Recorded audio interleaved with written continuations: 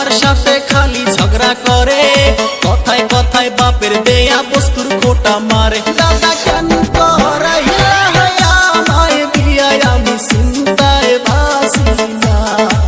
ও দাদা বিয়া না কইরা ভালোই ছিলাম, আমার টেনশন ছিল না। খালি নিজের ডাই কইলো, নিজের ডা মসমসা পর ডা উত্তা।